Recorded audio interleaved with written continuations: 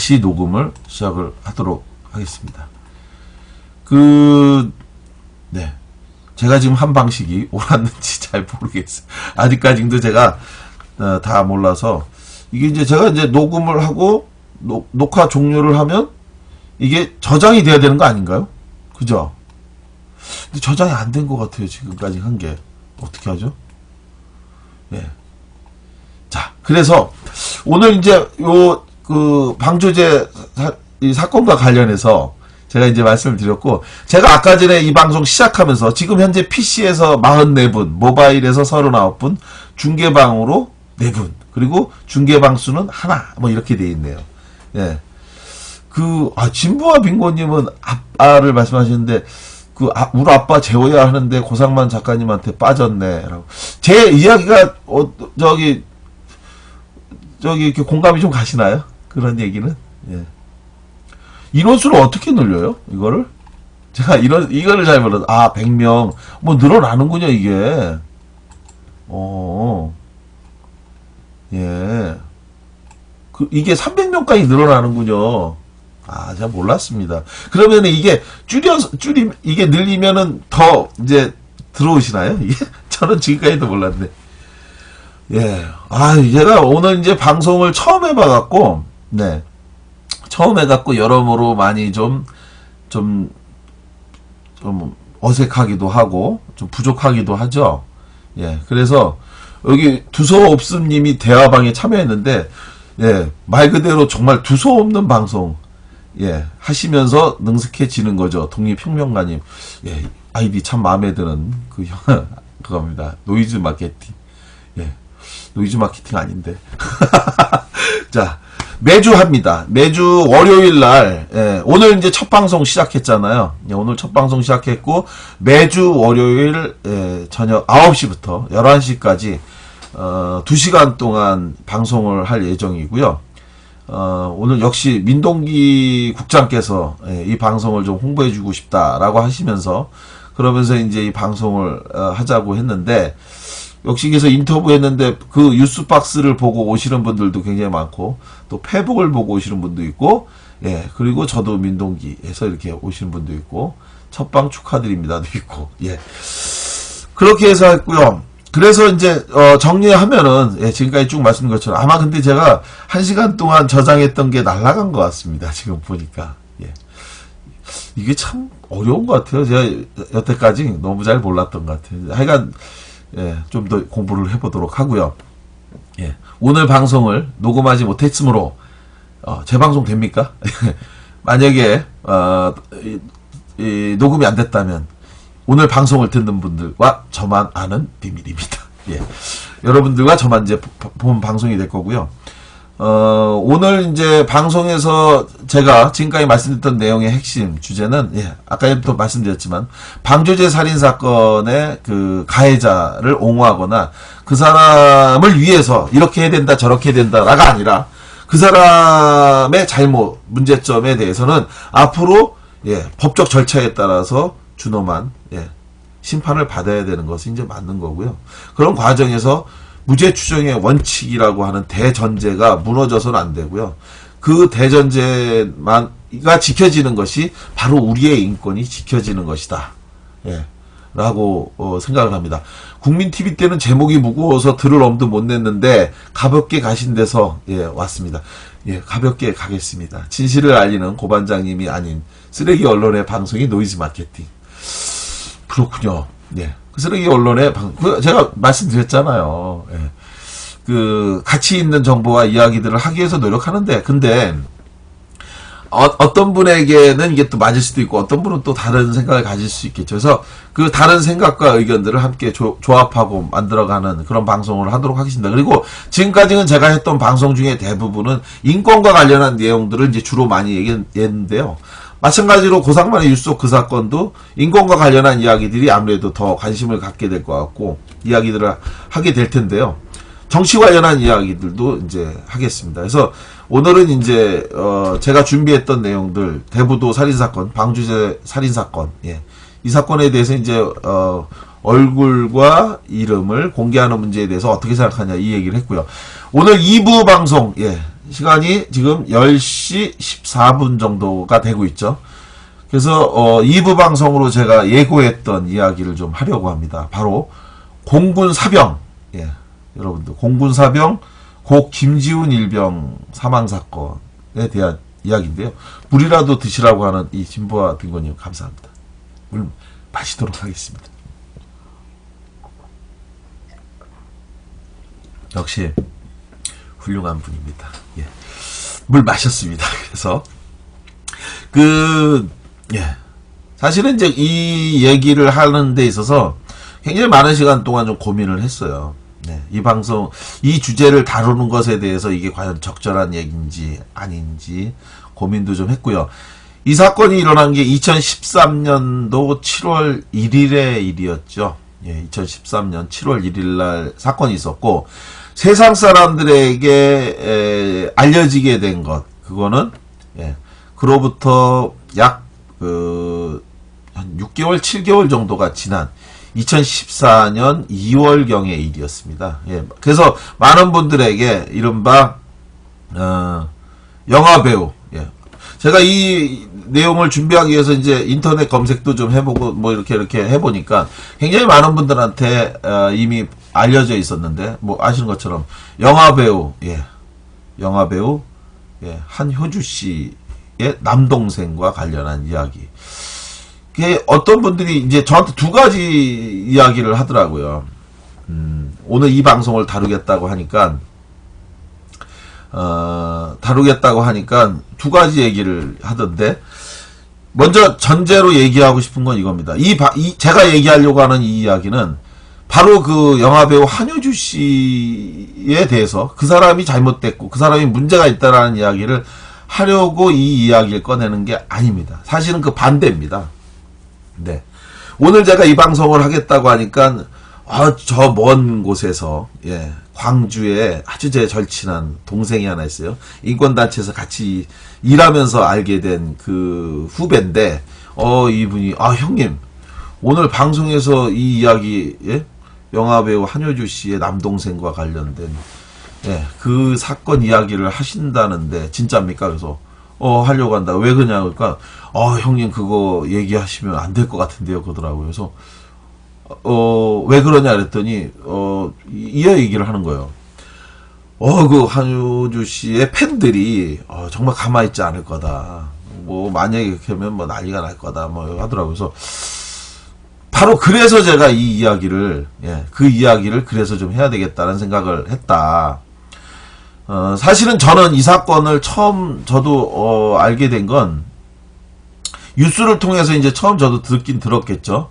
그런데 그 사건을 보고 굉장히 좀 안타깝고 가슴 아팠는데, 통상 이제 그때 당시에 제가 이제 국회 김광진 의원실에서 일을 하고 있었잖아요. 뭐 아시는 분들 아시겠지만 2013년도 2월서부터 국회 국방위원회 소속이었던 김광진 의원실에서 바로 사병 인권과 관련한 명예회복 관련한 그 입법 운동을 하기 위해서 제가 국회에 들어가서 일을 하고 있을 때였는데, 당시에 이제 언론에서 보도가 나오고 방송 나오면 많은 분들이 이제 그 유족분들이 대개 이제 저희 방을 찾아오셨었어요.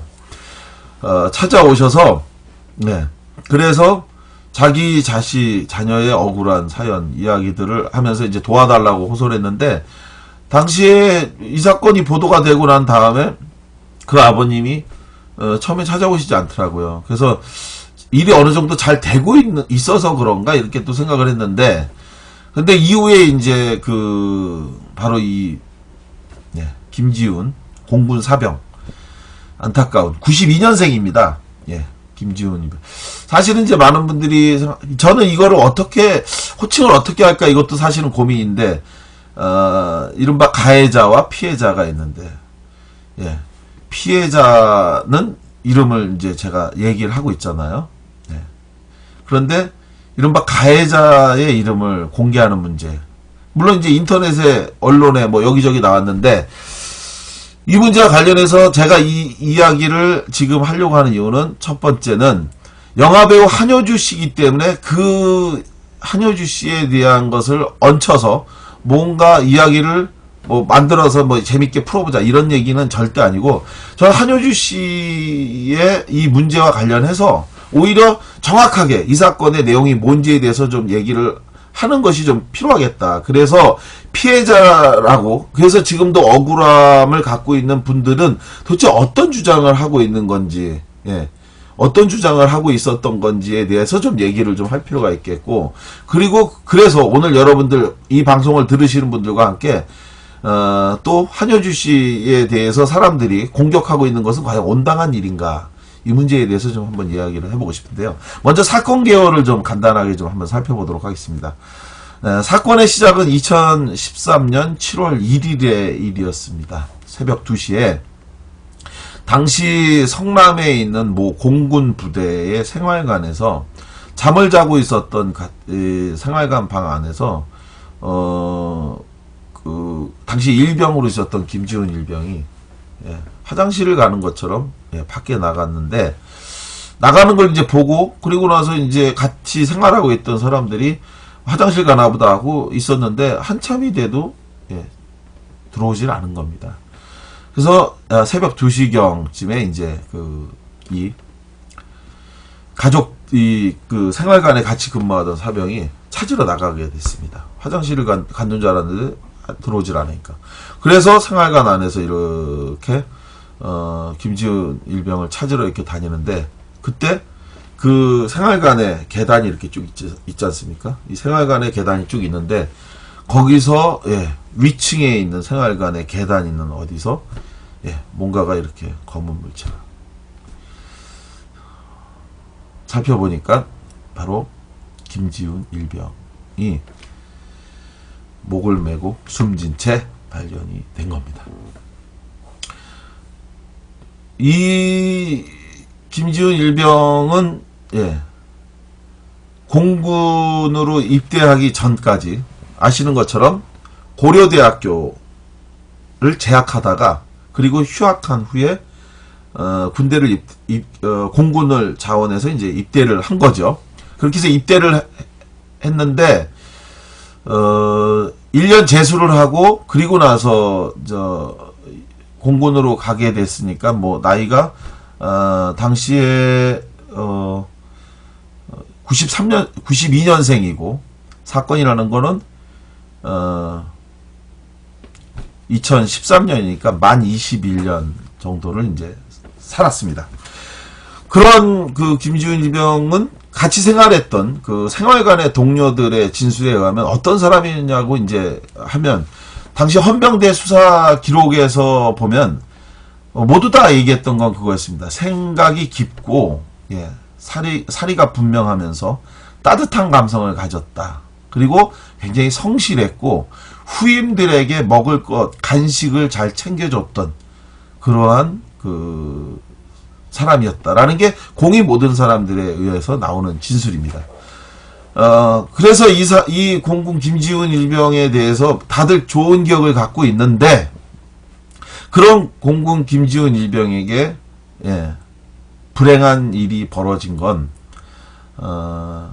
김지훈 일병이 사망하기 약 40일 전의 일입니다. 2013년 5월 20일에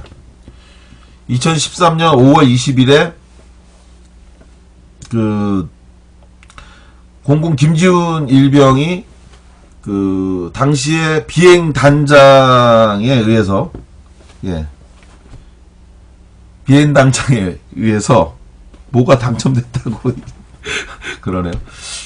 공군 비행 단장이 이 우수한 자원이라고 해서 선정한 사람이 바로 이 김지훈 일병이었던 거예요. 그래서 이 사람을 처음에 들고 왔을 때 시험을 봤답니다. 이 단장의 부관, 그러니까 여기에 최고 높은 사람은 누구냐면 공군 여기 비행 단장이죠. 여기가 비행단이니까 성남에 있는 공군 비행단이니까 여기 비행 단장의 이 사람의 이른바 이제 비서실장, 비서실에 속해 있는 직원이죠. 그래서 부관이 중위, 계급이 중위였던 사람이었고, 그리고 그 밑에 이제 사병들이 그 부관을 보좌하기 위해서 또 사람들을 이제 쭉 두고 있었는데 그 부관의 비서로, 그러니까 이른바 뭐 거칠게 얘기하면 뭐라고 할까요? 그걸 이제 따까리라고 하죠. 군대 갔다 온 분들은 아시겠는데 그 밑에서 이제 이 부관을 도와서 그래서 이제 뭐 옷도 다리고 뭐 구두도 닦고 뭐 의전도 준비하고 하는 이런 건데 그걸 시키기 위해서 저 병력 자원 중에 우수한 사람들을 이렇게 찍은 거죠. 찍어서 당번병, 예. 상 받을만 하십니다. 예, 울산 절곡 기사님. 그래서 저기 당번병으로 했을 때 이 김지훈 일병을 선택을 했고, 그렇게 해서 온 사람인 김지훈 일병을 상대로 처음에 몇 가지 테스트를 했다고 합니다. 그 뭐였냐면 전화번호를 잘 외우는지 이런 거를 이제 테스트를 한 거예요. 어떻게 됐을까? 예, 당연히 네, 선택이 됐어요. 우수한 자원이었으니까. 기억력도 좋고 뭐 하고 이런 이제 그래서 이제 이 사람이 이른바 당번병으로 이제 선택이 됐는데, 그렇게 우수했던 사람이 비극은 그 당번병으로 뽑혀서, 그리고 나서 그렇게 돼서 일을 시작하면서 이제 벌어진 건데, 가장 큰 문제는 이거였습니다. 사실은 이제 이 김지훈 일병 사건에서 굉장히 좀 특이해요. 사건 내용이. 좀 어떤 부분이 있냐면 가해자하고 피해자로 흔히 알려져 있는 영화배우 한효주 씨의 남동생으로 알려진 이 한중이라고 하는 분이 인터넷이나 이런 데서도 보시면 뭐 아시는데 이름이 같아요. 그러니까 이름이 같은 두 사람이 어떻게 우연히 같은 부대에서 만나서 부관과 당번병으로 일을 하게 됐는데, 이런 거예요. 사건의 비극은 여러 일이 있지만 크게 두 가지 일이었던 것 같아요. 첫째 한 가지는 굉장히 완벽한 성격이었던 부관과, 그리고 그 완벽한 성격을 강요받았던 그 당번병의 이해관계가 맞지 않았던 것 같아요. 예. 계속 충돌을 했는데 그 충돌을 할 때 어떤 방식의 문제가 있었을까요? 바로 하급자가 당하는 정신적 고통과 상처가 굉장히 컸던 거죠. 그러한 일 중에 가장 대표적 사건이 뭐였냐면 바로 7월 1일 그 비극적 사건이 일어나기 바로 전에 두 번 사건이 있었습니다. 바로 6월 22일의 사건, 그리고 6월 30일 사건. 크게 두 가지 사건이 이 사건에서 이제 굉장히 많이 논란이 되고 있는 일인데요. 6월 22일 날, 그 이전에도 사실은 이제 많은 사람들이 같이 근무했던 사람들이 헌병대 수사 결과에서 보면, 이 김지훈 일병이 오고 나서 한 이틀이 지난 후서부터 시작해서 굉장히 많이 쪼았답니다. 이른바 정신적으로 이렇게 저렇게 쪼았는데, 욕설을 하거나 구타나 뭐 이런 거를 한 건 아니래요. 그런 건 없었답니다. 그런 건 분명히 없었고, 다만 이러저러한 부분에서 똑바로 해라, 잘해라, 이런 부분들이 겉에서 누군가가 듣고 있으면 그러면 그것이 굉장히 사람을 힘들게 할 정도로 이렇게 좀 꼬치꼬치, 예, 강하게 정신적으로 이렇게 좀 압박을 주는 그런 형식으로 지금 일이 있었다. 그러던 일이 있던 중에 6월 22일 날, 6월 22일 날 첫 번째 큰 사건이 일어났는데요.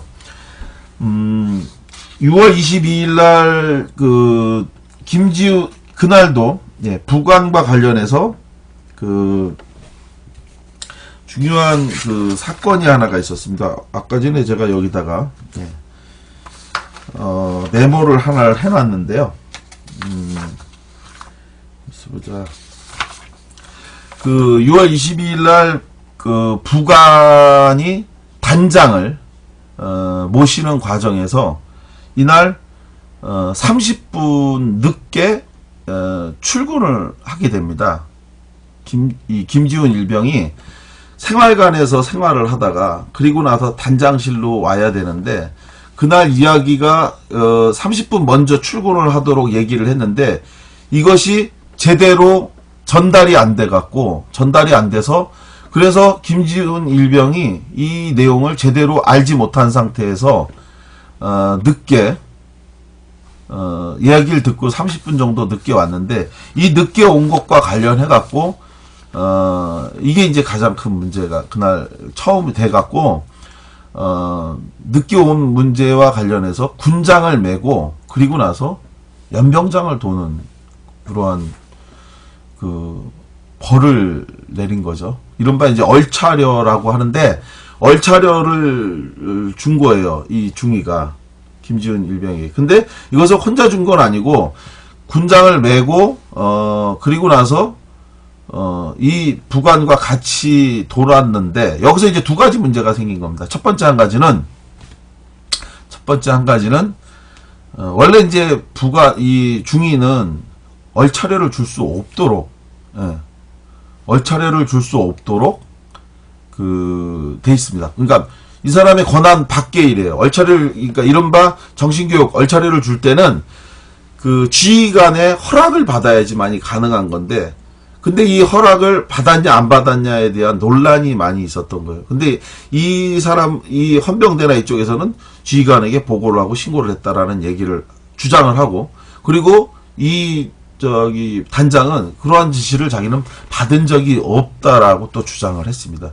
그런데 그것에 대해서는 결국은 논란 끝에 제대로 정리가 되지 못했었는데요. 그렇게 해서 처음에 그렇게 벌을 줬는데 문제가 됐던 것은 바로 가장 대표적인 게 6월 30일의 일이었죠. 이렇게 이제 6월 30일 날 그날이 이제 김지훈 일병이 목숨을 끊기 바로 전날인데요.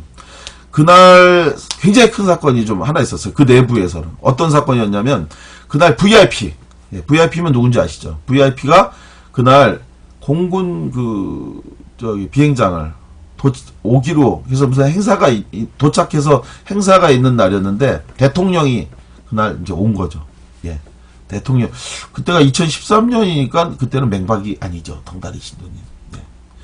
2013년 6월 달이니까 이때는 이미 정권이 바뀌었을 때 아닌가요? 2012년도에 선거가 있었으니까. 그래서 그때 당시에 박근혜가 대통령 외국을 갔다가 돌아와서 이제 도착을 했는데 그때 이제 도착을 하기 전에 단장의 정복, 그 군인 정복을 입잖아요. 그때 당시에 이분이 이제 준장인데 별 하나잖아요. 준장이면. 근데 이 사람이 이제 맨 정복의 위에 첫 번째 단추에 이게 좀 헐렁헐렁했답니다. 단추가. 헐렁헐렁하니까 이거를 그러니까 단추를 제대로 달아달라고 단장이 지시를 했는데 그것을 꼬매기 위해서 당시에 부관이 이거를 바느질을 했대요. 근데 이제 사람들은 그때 당시에 원래 예정했던 시간이 있었으니까 예정 시간보다 갑자기 도착하는 바람에 일정이 땡겨지게 된 거잖아요. 근데 이 얘기를 내일 몇 시까지 와라라고 얘기를 한 상황에서 이거를 알려준 게 누구였냐면 부관의 휴대폰을 통해서 문자 메시지로 이게 빨리 도착해서 행사가 땡겨졌다. 이거를 이제 알려줬는데 이 부관이 그 단추를 꼬매기 위해서 신경을 쓰다가 이 문자 메시지를 못 읽은 겁니다. 빨리 도착을 했으니 빨리 단장이 와라. 이 얘기를 읽지 못한 거예요. 문자를. 그래서 17번째 팬이 되셨다는 분 감사합니다. 그래서 결국은 어떻게 됐냐. 그 문자를 못 봤으니까 단장한테 얘기도 안 됐고 단추를 아직 다 꼬매지도 못했고 해서 그 VIP 대통령 행사에 단장이 난리 났겠네. 마찬가지 난리 났죠. 단장이 지각을 해버린 거죠. 대통령이 오는 행사에 대통령보다 늦게 가버리는 일이 벌어졌으니 어떻게 되겠을까요? 평상시에 굉장히 꼼꼼한 그리고 규칙적인 이런 성격에 있었던 그 한중이가 이 문제와 관련해서 당연히 문제가 있다라고 생각했는데, 그래서 이제 당시에 이 당병병들을 전부 다 불렀어요. 그래서 3명을 불렀답니다. 그래서 김지훈 일병이 거기서 이제 막내였고, 나머지 선임병 2명 있었는데, 너희들 도대체 뭐 했는지 얘기를 해봐라. 이렇게 얘기를 한 거죠. 쉽게 얘기하면. 뭐 했는지 해봐라. 그랬는데, 원래는 이제, 그날이 이제 일요일이었습니다. 2013년 6월 30일 날이 일요일이었는데, 그 일요일 날, 원래 이제 면회를 하잖아요. 가족들이 이제 찾아오면. 근데 면회를 할 때, 얘기를 서로 하도록, 예. 그러니까 서로에게, 내가 지금 면회 간다고 하면, 면회 간다고 얘기를 해주도록 이렇게 약속을 했대요. 규칙은 아니고, 자기네들끼리 내가 면회 간다고 하는 걸 약속해라. 이렇게 얘기를 해줘라. 그리고 너도 얘기를 해줘라. 이랬는데, 묘하게도 그날, 예. 김지훈 일병과, 그리고 또, 선임병 1명이 둘 다 동시에 부모님이 면회를 와서 식당으로 면회를 나갔다고 합니다. 근데 그때 그걸 서로 얘기를 서로 안 했대요. 면회 나간다는 얘기를. 그런 상태에서 두 사람이 면회를 갔다고 얘기하니까, 그러니까 그 상황에서 김지훈 일병에게 당시 선임병을 식당에서 봤냐라고 이 부관이 물어봤는데, 이게 이제 화근이 된 겁니다. 결정적으로. 왜 화근이 됐느냐. 당시에 그 식당에서 이 선임병을 봤냐라고 하는 질문을 부관이 했답니다. 당시에 이제 너희들이 약속을 서로 물을 한 잔 마시고 좀 해야 되겠습니다. 이것도 얘기를 하니까 목이, 서로 얘기를 했냐? 그래서 이제 식당에서 서로 본 적이 있냐라고 얘기했는데, 그런데 그때 이 김지훈 일병이 뭐라고 얘기를 했냐면요. 네. 뭐라고 얘기했냐면, 잘 모르겠습니다라고 얘기를 했대요. 잘 모르겠습니다라고 얘기를 했는데, 바쁜 벌꿀님, 필리버스터 수준이라고 하는데, 네. 잘 모르겠습니다라고 얘기했는데, 그 얘기에 이제 화가 많이 난 거예요. 잘 모르겠습니다. 그러니까, 봤냐라고 물어봤는데, 잘 모르겠습니다가, 이게 말이 되는, 지금, 답변이냐? 그래서 막 화를 냈는데, 잘 모르겠습니다. 기억이 나지 않습니다. 라고 얘기를 했는데, 그리고 나서 그 다음에 이걸 수습하는 과정에 또 문제가 생깁니다. 이 부관이 그 얘기를 듣고 화가 나서, 지금 제가 드리는 말씀은 이제, 헌병대 수사 기록에 각 사람들의 진술 내용을 이제 종합해서 만들어진 내용을 이제 제가 말씀을 드린 건데, 화가 나서 잠깐 그러니까 그 실내에서 얘기하다가 이제 막 화가 나니까 그거를 억제한다고 해서 잠깐 복도로 나갔다가 온 거죠. 그렇게 해서 들어왔는데, 그때 이제 이 선임병이 뭐라고 얘기를 하냐면, 김지훈 일병은 저를 못 봤을 겁니다. 라고 얘기를 한 거예요. 아까의 김지훈 일병은 잘 모르겠습니다. 기억이 나지 않습니다. 라고 얘기를 했는데, 이 선임병이었던 사람은, 김지훈 일병은 저를 못 봤을 겁니다. 사실은, 등을 지고 있었다는 거예요. 둘이 앉았는데, 제가 이렇게 자기가 등지고 있었고, 그 뒤에 와서 등을 지고 이렇게 앉아 있었기 때문에, 자기는 들어오는 김지훈을 봤는데, 예. 김지훈 일병은 저를 못 봤을 수도 있습니다. 라고 얘기를 했대요. 근데 이 얘기에 이제 더 화가 나는 거죠. 너는 못 봤으면 못 봤다고 얘기를 해야 되는데, 못 봐놓고 잘 모르겠습니다. 기억이 나지 않습니다. 라고 얘기한 거는 거짓말이다. 이렇게 된 거죠. 그것이 이제 결정적으로, 예, 문제가 됐습니다. 거짓말을 한다라고 한 거죠.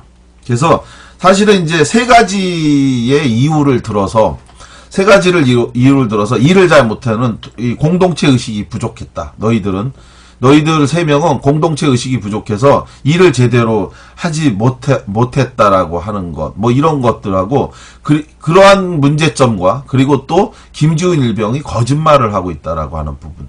이것 때문에 결국은, 군장을 싸갖고, 내려와라. 이렇게 이제 지시를 합니다. 그래서, 이 부관이, 아까도 말씀드린 것처럼, 예, 사병들에게 얼차려, 예, 이런 걸 줄 수 없도록 돼 있는데, 본인이 얼차례를 주면서 군장을 매갖고 내려와서 뛰도록 하는데, 처음에 이제 자기랑 같이 뛰기도 하고, 네.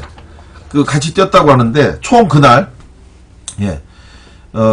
이때가 이제 그 김지훈 일병은 입대한 지 이제 4개월밖에 안 됐을 때였거든요. 근데 이제 그렇게 4개월밖에 안 됐을 때 선임병들하고 같이 모두 12바퀴의 연병장을, 예, 군장을 서로 이제 갈아가면서 이제 끼면, 이렇게 메고, 이렇게 뛰고, 그리고 또 이 부관, 이 벌을 줬던 부관도 사실은 같이, 예, 일부를 뛰었다고 합니다. 그래서 이제 일방적으로 니네들 한번 뛰어라! 뭐 이렇게 또 시킨 건 또 아니었고, 같이 뛰기는 했다고 해요. 그러면서 이제 모두 12바퀴를 뛰었는데, 그러고 나중에 가서, 예, 김지훈 일병에 대해서는 혼자 또 2바퀴를 더 뛰도록 요구를 했다고 합니다. 그래서 김지훈 일병이 모두 14바퀴를 이제 뛰었는데, 그렇게 14바퀴를 뛰는 과정에서 이 부관은, 서너 차례에 걸쳐서 네가 무엇을 잘못했는지 아냐라는 질문을 김지훈 일병에게 반복합니다. 그런데 김지훈 일병이 뭐라고 답변을 했냐면, 예, 김지훈 일병이 잘 모르겠습니다라고 하는 답변을 합니다. 잘 모르겠습니다. 그러니까 부관은 더 또 화를 내면서 다시 가서 50m 정도 떨어진 데를 반환점으로 돌고 다시 또 와라. 갔다 뛰어왔다 또 와라. 뭐 이렇게 해서 이제 총 14바퀴를 뛰는데, 그렇게 14바퀴를 뛰는 동안에 선임병들이 이제 김지훈 일병한테 얘기했다고 합니다. 부관이 원하는 답변을 해줘라. 부관은 너에게 모르겠습니다가 아니라 거짓말을 한 것에 대해서 거짓말을 했다라는 걸 인정하라고 하는 거다. 뭐 이런 얘기를 했는데, 그런데 이제 김지훈 일병이 그것을 따르지 않은 거죠. 네. 내가 거짓말을 했다. 이 얘기를 하지 않았는데, 예, 결과적으로 이 이야기들을 정리하면 이렇습니다. 김지훈 일병은 당시에 왜 이렇게 잘 모르겠습니다라는 얘기를 했냐, 그리고 기억이 나지 않는다라는 얘기를 했느냐. 사실은 김지훈 일병은, 예, 당시에 굉장히 심각한 증상이 있었습니다. 예. 그래서 사망했던 게 7월 1일이잖아요. 예. 사실은 그 이틀 후인 7월 3일 날 김지훈 일병은 정신과 진료를 받기 위해서 외진 예약을 해놓은 상태였는데, 당시에 외진 예약을 받은 것은 이거였어요. 6월 22일 날 아까 말씀드렸던 것처럼 이 김지훈 일병이 처음에 말씀드렸던 것처럼 어땠습니까? 5월 20일 날 단장의 당번병으로 이제 오기 위해서 내부 테스트를 받았다고 했잖아요. 그래서 뭘 했습니까?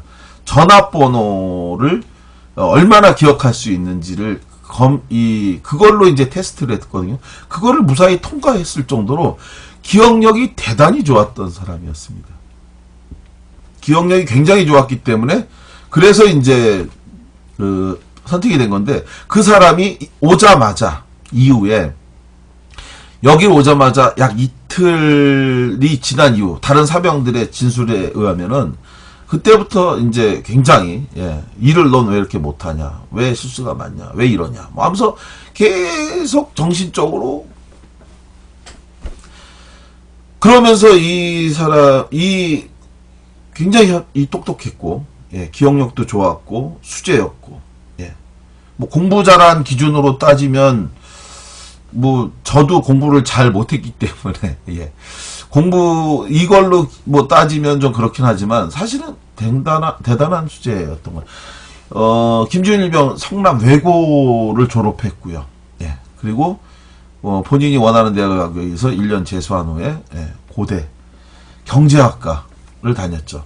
사실 이 사건이 그나마 외부에 알려질 수 있었던 거, 바로 고대 총학생회가 대자보를 통해서 이 사건에 처음을 이제 알린 건데, 방금 여기 쓰신 것처럼 자신의 자존감만 중요했던 거네. 자존감을 완전히 짓밟은 거. 사실은 이제 저도 이제 군대 가서, 왜 많은 분들 그 얘기를 하시잖아요. 네. 군대 가면 박사도 코 올린다는 얘기 혹시 들어보셨습니까? 네. 군대 가면 박사도 코를 흘린다. 맞습니다. 저도 코 흘렸어요. 예. 아마 가신 분들, 군대 갔다 오신 분들은 아마 다 아실 텐데, 군대 가니까, 예, 정말 정신이 하나도 없더라고요, 저도. 예, 가서 코 진짜 흘렸고요. 진짜로 코를 흘렸었고, 그리고 뭐 어떻게 해야 되는 건지 우왕좌왕하고 굉장히 실수가 많았죠. 그런데 그런 상황에서 누가 너 왜 그러냐, 너 문제가 많다라고 자꾸 얘기하고 따지고 말을 하면, 그러면 정말로 더 정신이 없어지고 우왕좌왕하게 되는데, 당시에 이 김지훈 일병이 그런 상태에 빠졌던 겁니다. 그래서 김지훈 일병이 왜 그렇게 사회생활을 할 때요, 단 한 번도 정신과 치료를 받은 적이 없다고 합니다. 당연하죠. 아주 건강했던 사람이었고, 정신적으로도 강했던 사람이었고, 그리고 그 집에 아버님이, 뭐, 아시는 분은 아시지만 교수님이세요. 예, 아버님 교수님인데, 이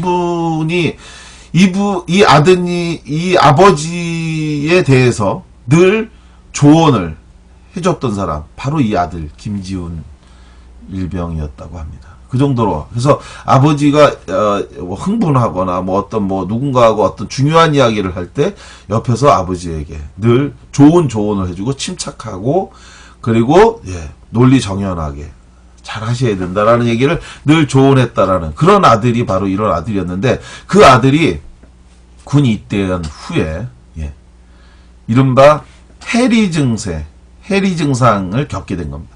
해리 증상, 혹시 해리 증상이 뭔지 아시는 분 계신가요? 바로 해리 기억력의 부분인데요. 일부 또는 전부에 대한 기억력을 상실하는 정신과적 외상증후군. 그게 해리 증상입니다. 김지훈 일병이 바로 그 증상을 갖게 된 겁니다. 자기가 본 것이 본 건지 아닌지 혼돈에 빠지는 상황.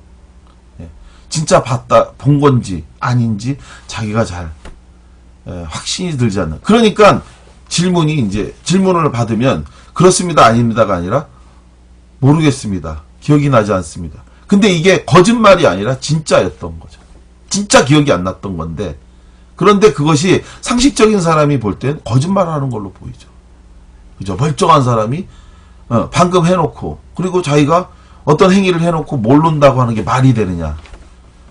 그것이 결국은 거짓말을. 너 왜 봤으면 봤다고 하고 못 봤으면 못 봤다고 해야 되는데, 못 봐놓고 기억이 나지 않는다는 식의 얘기를 하냐. 그건 거짓말이다. 뭐 이런 얘기들을 하는데, 이렇게 막 쪼개 되면 당연히 이제 그런 상태가 되는데, 결국은 그런 상태에서 이 사람이 처음에 거짓말을 한다라고, 이제 이 김지훈 일병이 거짓말을 한다고 이렇게 얘기를 하다가, 이후에 이제 우연찮게 그 부대에 있었던 예비역 중에 한 명이 예비군 훈련에 들어왔다가 그러한 사정이 있는 상황을 보고 자기가 한번 그 김지훈 일병과 좀 면담을 해보고 싶다라고 자청을 해서, 그래서 면담을 했는데, 그 예비역 그 군인이 이 사람은 정신과적으로 좀 문제가 있는 것 같다, 한번 그 외진을 좀 내보내서 검사를 받도록 이렇게 해달라 라고 오히려 이 사람이 얘기를 했고, 그래서 실제로 이 사람이 외진을 받을 수 있도록 예약까지 다 돼 있는 상태였는데, 그런데 그만 그 헐거워진 단추와, 그리고 그거를 꼬매기 위해서 집중하던 중에 들어온 문자를 보지 못했고, 그로 인해 단장이 그 행사에 참여를 지각하게 됐고, 대통령 행사에 지각하게 됐고, 그렇게 지각을 하게 됐으니 당연히 부관 입장에서는 또 사람들을 모았겠죠. 모아서 도대체 니네들을 왜 뭐했냐라고 하니까 약속을 어긴 채로 각자 면회를 나갔다는 걸 알게 됐고, 그래 면회를 가서 봤냐라고 했는데, 이 사람이 처음엔 봤는 줄 알았는데 모르겠다고 얘기하고, 그 다음엔 확인해 보니까 못 봤는데 또 모르겠다라는 식의 또 답변을 하고. 그러니까 이제 이게 우리 다 같이 반성하는 의미에서 그러면 뭘 이렇게 뛰자. 그래서 군장을 번갈아 가면서 매면서 자기 딴에는 이제 젊은 사람들끼리 이제 반성가 이렇게 하자고 하면서 했다는 거죠. 이게 이제 가해자 측의 이제 입장. 그럴 수 있는 거 아니냐, 이런 식의 이제 가해자의 입장인 건데, 반면 피해자 쪽의 입장은 어떨까요? 미치는 일이죠. 누가 당해도 황당한 일인 거죠. 정말 똑똑했던 장남, 정말 똑똑했던 아들, 그리고 정말 누가 봐도 정말 남의 눈에는 63만 명 군인 중에 한 명에 불과하지만, 그 부모와 그 형제와 그 식구 가족에게는 또 하나의 하늘이요 유일한 땅인 그 사람이 목숨을 잃은 사건인 거죠. 그런데 이 사건과 관련해서 처음에 이 사건이 딱 터지고 나서 공군 부대 측에서는 부모에게 접근해서 뭐라고 얘기하냐면 조용히만 계셔 주시면 저희가 순직 처리할 수 있도록 하겠습니다. 그러니까 이 부모님 입장에서는 내 자식이 억울하게 목숨을 잃었지만 명예라도 지킬 수 있어야 된다. 그 명예를 뭘로 지킬 거냐? 순직 처리라도 할 수 있게 해야 된다라고 생각했고, 그런 상황에서 부대 측에서 순직 처리 해줄 테니 일단 좀 조용히 기다려달라고 하니까, 그런 상태에서 이 부모들은 기자들이 알게 돼서 찾아왔는데도 불구하고 인터뷰를 거절합니다. 만약에 인터뷰를 하고 뭐하고 하면 이것이 이제 이후에 자기 자식이, 자기 아이가 순직 처리되는 데 있어서 불이익이 올까봐. 그러면서 대신 사건 내용을 좀 알려달라. 도대체 내 아들이 거기서 무슨 일이 있었고 어떤 일이 있어서 목숨을 잃게 된 건지를 좀 알려달라라고 얘기를 했는데, 그런데 결국 군의당 이 문제점, 이거 나중에 제가 이 방송을 통해서 몇 가지 이야기를 좀 드리겠지만, 정말 심각한 문제는 뭐냐면요, 죽었다면 왜 죽었는지를 알 수가 없다는 거예요. 왜 죽었는지를 모릅니다. 알 수가 없어요. 안 알려줘요. 그게 군사 법원을 없애야 되는, 군 검찰을 없애야 되는 문제라고 저는 말씀드리고 싶은데, 추후에 이제 다음 방송에서 제가 또 이 생생한 사례 문제점에 대해서 또 말씀을 드리겠지만, 결국은 가족은 내 자식이 죽었는데 왜 죽었는지 모르고 다만 순직 처리를 해준다고 하니 일단 그거라도 믿고 기다리자고 해서 기다리고 있었는데, 놀랍게도 사건 발생 약 7개월여가 지나가던 6, 7개월이 지나가던 해가 바뀐 2014년 1월 오매불망 군부대가 순직 처리로 해주겠다고 했던 그것이 일반 사망 결정이 납니다. 일반 사망 결정이 나서 일반 사망 결정은 다시 말해서 자살, 단순 자살, 군 복무와는 아무 상관없는 자살이다. 그래서 돈 600만 원을 위로금으로 찾아가고 시신 가져가라 라고 하는 그런 통보를 받게 되는 거죠. 거기서 이제 격분 안 할 부모님이 어디 있을까요? 순직 처리가 돼도 사실은 죽은 그 아들, 살아서 조국에 충성하라고 내 자식을 보냈는데 그 아들이 죽었거든요. 그런데 그 아들이 죽은 마당에 순직 처리가 무슨 의미 있겠습니까? 근데 그것마저도 거짓말을 한 거죠. 그러니까 화가 날 수밖에 없었던 거고, 그런 상태에서 이 아버지가 그때부터 본격적으로 투쟁을 시작합니다. 그래서 정보 공개를 청구하고 싸우고 투쟁하던 중에 마침내 어려운 과정을 거쳐 기록을 입수했는데, 그 기록을 입수하고 이 부모님은 굉장히 큰 충격을 받게 된 거죠. 자, 여기서 군 당국은 그렇다면 왜 김지훈 일병을 자살로 일반 사망 자살로 처리하고 끝냈냐? 옴니스타님 안녕하세요. 반갑습니다. 왜 자살로 처리를 했느냐? 이유가 있었습니다. 첫째, 말씀드렸던 것, 그런 정도 수준은 충분히 감당할 수 있는 정도다. 그러니까 연병장에 뭐 이렇게 좀 돌고 뛰고 했던 것 정도가 그렇게 목숨을 끊을 정도의 사안이냐라고 이제 군 당국은 얘기하고 있었던 거예요. 당시에 공군 쪽에서는요. 두 번째, 바로 그 숨진 김지훈 일병의 유서가 있다. 유서의 내용을 보면 그것이 바로 군복무와 상관없는 죽음이다라는 증거다. 이런 얘기를 합니다. 자, 그 유서에는 무슨 내용이 써 있었길래 그렇게 얘기할까요? 유서에 이런 내용이 써 있었습니다. 오래전부터 이 길을 생각했다. 뭐 이런 내용이 있었습니다. 그러니까 즉 유서에 오래전부터 마치 자살을 준비했고 생각했던 그런 것처럼 이제, 근데 그게 정확히 얘기하면 유서가 아니라 유서가 아니라 메모인데, 메모에 이제 그와 같은 내용이 있었기 때문에 사실은 김지훈은 이 사건 때문에 목숨을 끊은 것이 아니라 원래부터 죽으려고 하는 계획을 갖고 있던 중에 목숨을 끊은 것이다. 이렇게 이제 군 당국은 얘기한 건데요. 자, 이 대목에서 제가 꼭 말씀드리고 싶은 게 있습니다. 뭐냐면요. 이 김지훈 일병을 빼고도 굉장히 많은 의외로 많은 사병들이요. 유서를 남기는 경우에 이런 형태의 글 문구를 쓰는 경우가 있는데, 사실은 이러한 글을 쓸 그 당시 시점에 이미 그 사람은 정신적으로 아픈 상태인 겁니다. 굉장히 크게 아파 있는 거죠. 왜 아프게 됐느냐라고 하는 것에 대한 내용은 없고, 그런 내용이 있었기 때문에 그는 그냥 상관없는 자살이다 이렇게 내버리는 거거든요. 근데 사실은 그런 게 아닙니다. 사람이 암에 걸려서 목숨을 잃잖아요. 그러면 군대에서 암에 걸려서 죽으면 마찬가지로 똑같은 얘기입니다. 바로 정신이 건강한 군인은 절대 자살하지 않는다가 바로 미국의 군인 교본에도 나와 있는 내용인데, 그러니까 정신이 건강한 군인은 자살하지 않는다. 정신이 아파서 목숨을 끊는 거죠. 이것은 암이나 어떤 다른 질병에 의해서 목숨을 잃는 것과 같은 거로 보는 겁니다. 미국이나 이런 데에서는. 그래서 그런 경우도 적극적으로 순직으로 처리를 하는데, 우리나라에서는 그렇게 보지 않고 있는 건데요. 이 대목과 관련해서 오늘 제가 사실은 오늘 방송을 앞두고 우리 김지훈 일병의 아버님하고 제가 통화를 사실은 했습니다. 김지훈 일병 아버님에게 제가 몇 가지 좀 여쭤본 게 있는데, 이런 거였어요. 아버님 가장 억울한 게 뭐냐라고 얘기했는데, 우리 아들은 이런 얘기했습니다. 우리 아들은 정신적으로 굉장히 건강했던 사람이었다. 그렇기 때문에 바로 단장 당변병을 뽑을 때도 그때도 테스트를 무난히 통과했었던 사람인데, 그런 아이가 이후에 40일 사이에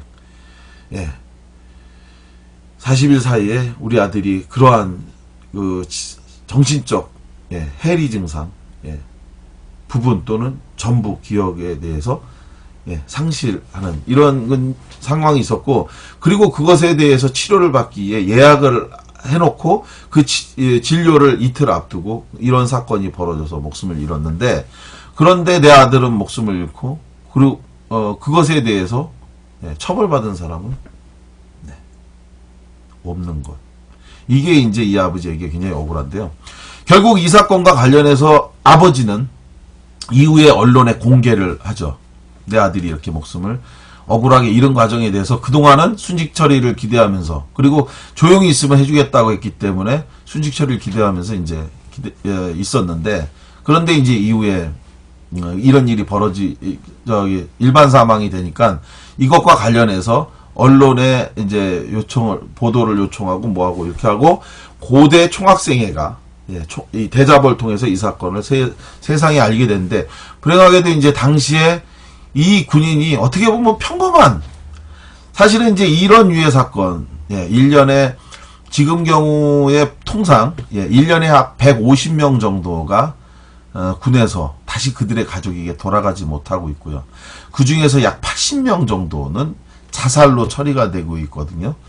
그런데 그 80명의 자살 사건이 일어나는 경우에 저희가 일반적으로 가해자하고 피해자가 분명히 있습니다. 군은 누가 총을 방아쇠를 자기가 당겼냐, 그리고 누가 목을 묶어서 맸냐, 이걸 기준으로 자기가 매고 자기가 당겼으면 자살로 처리를 하는데, 그런데 군 유족은 다르죠. 그리고 인권단체 일하는 사람 다르죠. 어떻게 보냐? 맸다면 왜 맸고, 당겼다면 왜 당겼느냐를 밝히는 것이 이 사건의 진실이다라는 거죠. 우리가 많이 알고 있는 윤일병 사건이 그런 거 아닙니까? 윤일병 사건에서 목숨을 잃은 윤일병이 만약에 맞아 죽었으니까 지금에 와서 이 사건이 많은 사람들에게 분명히 억울하더라. 그래서 그 윤일병에 대해서 추모와 애도하는 마음이 굉장히 크잖아요. 그 윤일병의 어머니하고 매형도 이제 제가 만나서 뵀는데 참 너무나 선한 분들이에요. 너무너무 선한 분들인데, 그런 분들이 어떻게 이런 고통과 끔찍한, 상상하기도 힘든 그런 고통을 겪어야 됐는지 너무 안타까운데요. 그런데 만약 그 윤일병이 정말 비참한 얘기지만 정말 맞다 너무 고통스러워서 만약 그 전날 스스로 목을 매고 목숨을 끊었다면, 그렇다면 군은 또 어떻게 했을까요? 앞전에 맞은 거 알아서 밝혀줬을까요? 아닙니다. 예, 그러지 않았을 거예요. 단언컨대 예, 스스로 목을 누가 맸느냐를 기준으로 해서 맸을 거고, 그리고 얼마든지 자살의 사유는 만들었을 텐데, 이 사건도 마찬가지로 예, 과연 이것을 상관이 없다. 그러니까 이런 부분과 관련해서 예를 들어서 연병장을 여러 바퀴 도는데 어떤 사람은 건강하고 체력이 좋으니까 돌 수도 있겠죠. 근데 체력의 문제가 아닙니다. 사람에게 더 중요한 건 뭐가 있죠? 먹는 것보다, 배부른 돼지보다 뭐 소크라테스. 자기 자존감이 굉장히 중요한 거잖아요. 예. 내가 사회에 있을 때 그러지 않았는데, 예. 사회에서 그러지 않았던 사람이 완전히 바보가 되는 것. 예. 그렇게 되면 사람이 가장 건질 수가 없는데, 바로 이제 그 상황이 된 거죠. 그런 상황에서, 행위에 대한 것만 공군본부는 생각을 했습니다. 자, 이 사람이 어느 정도 심한 거냐, 이게. 근데 그렇게 심하다고 보지 않은 거예요. 그래서, 결국은 기소유예 처분을 내리고, 그 단장에 대해서는, 이 사람의 지휘 권한이 있는 단장에 대해서는 아무 처벌도 내리지 않고, 오히려 그는, 예, 별 하나에서 별 둘로 승진해서 지금 굉장히 높은, 예, 좋은 보직에 여전히 지금도 군인으로 가 있는 걸로 저희가 알고 있습니다. 그런 상태에서 결국은, 예, 이후에 이것이 언론을 타고 보도가 되고 하면서 새로 이제 세상에 관심을 받게 되니까 공군본부는 이후에 결국 이 김지훈 일병에 대해서 순직 처리 결정을 다시 내리죠. 정말 이거는 비극적인 일이에요.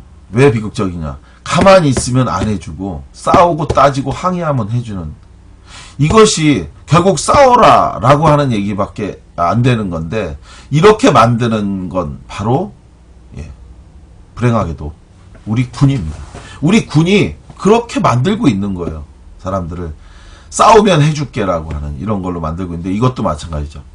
자, 여러분, 저는 이 사건과 관련해서 이제 정리하면 두 가지를 말씀드리고 싶어요. 첫째 한 가지, 네, 군은 아까도 말씀드렸지만 군은 실제로 그 사건이 일어날 당시에 어떤 일이 있었느냐라는 것만 가지고 그 사람의 죄의 유무와 크기와 형태를 따졌습니다. 그래서 군인이 군장을 메고 그것도 같이 번갈아 매면서 이렇게 뛰어다니고 돌아다니, 김광진 의원님이, 예, 조명을 하나 사셔야 할 듯, 예, 그래가지고 별풍선을 10개로, 그리고 19번째 팬클럽이 되셨습니다. 의원님 감사합니다. 역시 의원님은 의리남이십니다. 예, 저도 의원님 아프리카 방송에, 예, 꼭 저도 별풍선을 쏘도록 하겠습니다. 하여간, 네, 김광진 의원님이, 예, 제가 나중에 한번 따로 방송을 한번 더 하겠지만, 사실 바쁜 벌꿀님, 김광진 의원님 맞습니다. 들어오셔서, 네, 같이 들어오셔서 감사하고요. 나중에 제가 다음 주가 이제 5월 16일인데요. 예, 5월 16일 날 방송에서 우리 김광진 의원님과 같이 일했었던 일, 그리고 또 김광진 의원께서 많은 분들에게 꼭 알아야 될 일이 있는데요.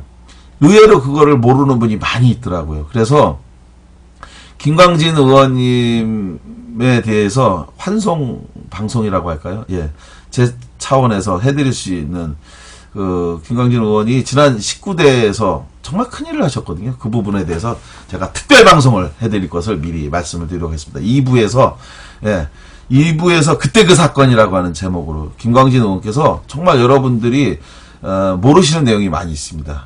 예, 그래서 그 내용을 하고요. 예, 계속 이야기 하도록 하겠습니다.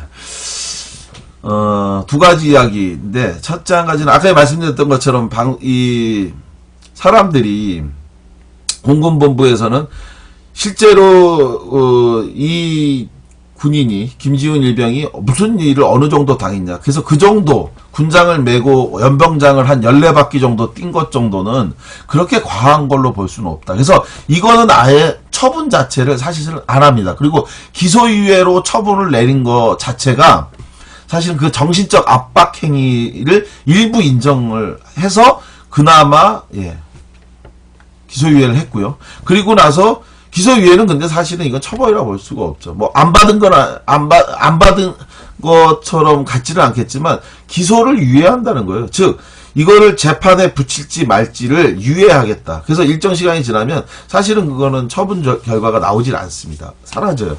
그 정도로 어떻게 보면 형사처벌에 있어서는 가장 미약한 처분이 이제 기소유예 처분인데 그 정도를 인정해서 기소유예 처분을 했고요. 그리고 나서 나중에 자기네들 자체 징계위원회를 열어서 거기서는 감봉 2개월 그러니까 월급에 2달 동안 감액해서 월급을 주는 정도의 징계. 근데 이게 이제 감봉이라고 해도 사실은 법률 이 징계 처분 정도로 보면 이게 중징계는 해당이 됩니다. 감봉 정도면 굉장히 큰 걸로 아는데 그런데 여기서 이제 아버님한테 제가 이제 이 방송을 오늘 하기 위해서 제가 아버님한테 두 가지를 좀 여쭤보기 위해서 전화를 드렸어요. 첫째 한 가지는 아버님 혹시 지금까지 계시면서 이른바 이제 이 사건에 여하간 기소유예든 뭐든 간에 잘못이 있다고 해서 그나마 이것도 이제 처분을 내린 게요. 알아서 스스로 이제 처벌을 내린 게 아니라 기소유예 처분을 내린 게 아니라 아버지 이 김지훈 일병의 아버지가 고소장을 냈습니다. 군 검찰에다가 처벌해달라 억울하다. 그랬더니 그래서 수사를 해서 그래서 내린 정도가 이제 기소유예 처분이었는데요.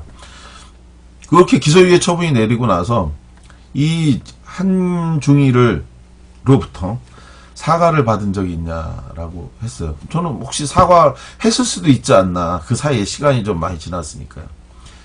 근데 안타깝게도 어떤 사과도 받은 적이 없다라는 이야기를 제가 들었고 그럼 언제 혹시 보신 적이 있냐라고 했더니 사건이 발생하고 아들이 숨졌다는 얘기를 듣고 갔을 때 그때 당시엔 사건 된 걸 전혀 자기는 몰랐잖아요. 한 7개월 정도 일반 사망 결정 날 때까지는 전혀 듣지도 못했던 상황이었는데 그때 당시에 갔을 때 이제 그냥 부관이라고 해서 이제 얼굴 본 게 이제 전부고 그 후로는 또 전혀 본 적이 또 없다라고 얘기를 하더라고요. 그러면서 이제 제가 가장 그럼 억울한 게 뭐냐고 했더니 그 얘기였습니다. 사실은 자기네들 그러니까 어떤 행위가 벌어진 것이 그것이 원했든 원치 않았든 간에 그것이 자기 의도였든 아니었든 간에 여하간 잘못한 부분에 대해서 자기가 정말 인정을 한다면 그러면 이렇게 억울하지는 않겠다. 이 얘기였습니다. 여러분 어떤가요? 여러분들이 보시기에도 경험하시기에도 사실은 크게 다르지 않을 것 같은데 누가 당해도 억울한 사건은 억울한 거죠. 마찬가지로 이 김지훈 일병 사건과 관련해서 저는 이런 생각을 했습니다. 여러분 이 차 운전하다가 이른바 요즘 비접촉 가해라고 하는 얘기 아시죠? 직접 자기가 충돌을 해서 사고를 유발하진 않았지만 차선을 급하게 변경하고 바꾸려고 하다가 그래가지고 이제 뭐 하는데 접촉되진 않았지만 갑자기 끼어드는 차량에 놀래갖고 차량이 그냥 핸들을 급하게 꺾어갖고 가서 이제 꽝 부딪혔는데 그 사고를 유발한 차량은 그냥 가버리니까 요즘 이제 블랙박스인가요? 뭐 이런 뭐 텔레비전 방송 보면은 거기서 이제 이 얘기들이 많이 나오던데 그 블랙박스나 이런 거기서 보면은 비접촉 사고를 내고 이제 그냥 도망가 버리는 경우에 대해서 이제 얘기하지 않습니까? 이제 저건 처벌을 받고 실제로 그렇게 되고 있잖아요. 이 사건도 마찬가지죠. 본인이 자기는 뭐 내가 뭘 잘못했냐, 뭐 잘못이 있고 문제가 있길래 다 같이 뛰고 뭐 했는데 이걸 가지고 내가 왜 책임을 져야 되냐라고 얘기한다면 그건 아니다라는 걸 저는 이 방송을 통해서 사실 말씀드리고 싶어요. 군대는 저희가 노예 생활을 하기 위해서 가는 건 아닙니다. 국민의 4대 의무를 외면하지 않는 거죠. 군대에 국민의 4대 의무를 누구처럼 회피하거나 도망가거나 기피하지 않고 국민으로서 그 충성을 다하기 위해서 스스로 간 건데 그런 사람에게 그 내부에서 고작 고만고만한 차이의 나이 정도를 가지고 있는 사람들끼리 모여서 거기서 계급을 따지면서 네가 옳으니 내가 틀리냐고 하면서 하는데 그런 과정에서 한 멀쩡한 군인이 완전히 정말 극단적인 상황까지 가서 정말 참담한 일이 벌어지게 된 건데 이미 그 상황은 자기 스스로를 제어할 수 없는 상황에 이르게 된 거 아닙니까?